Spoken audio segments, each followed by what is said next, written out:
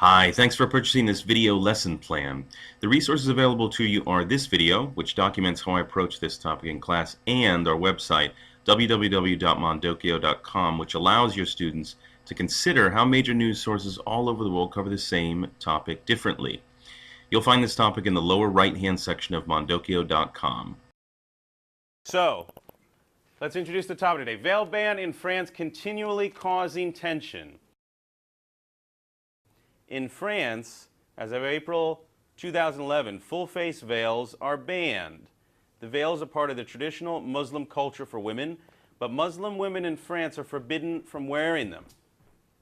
The ban is viewed by supporters as necessary to help preserve French culture and to fight what they see as separatist tendencies among Muslims. Okay, do you think the reasons for this ban are valid? That France need to preserve its culture, and stop Muslims from separating themselves from non-Muslim citizens? Or should Muslim women be able to make a choice about whether they wear the veils or not? So that's what we're going to discuss today, okay? So let's look at the perspectives from all over the world. So what does the world think about this one subject? Let's start with Spain here. Let's jump over here to China. So let's go to France here. So this is where the ban is actually happening. This is a major news source from France. Let's see what the French news source has to say. Let's open it up to classroom discussion. How many people feel like they are with the ban, that they believe that this ban should be upheld, this law should be upheld, and Muslims should be prevented from wearing religious clothing?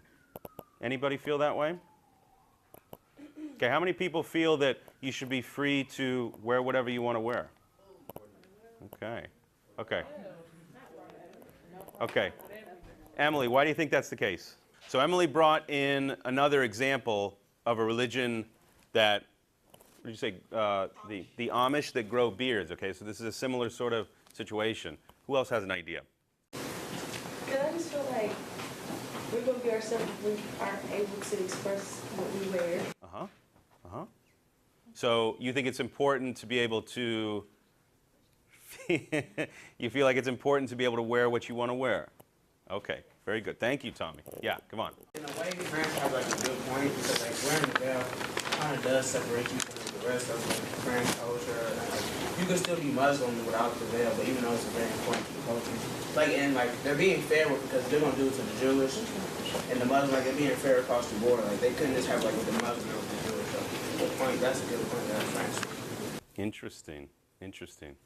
Okay, Kavan, hold on to that because we might come back to you.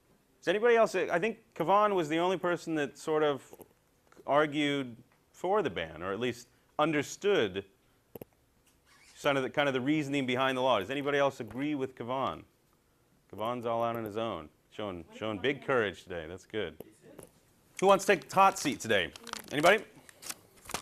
All right. Kavan's coming up. You can pick whichever chair you want, Kavan. Who wants to argue against the ban? Selena?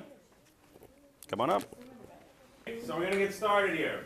One person talking at a time. Selena has the floor. Selena, whenever you're ready. I feel that the ban goes against human rights and the right to practice religion and freely express yourself, because clothing, especially religious clothing, is a form of how you express yourself and how you practice your religion. It should be a personal choice, not something that the government decides. Well, I believe France has like a good backing idea for what they are saying. Like they want to bring like the culture together as one.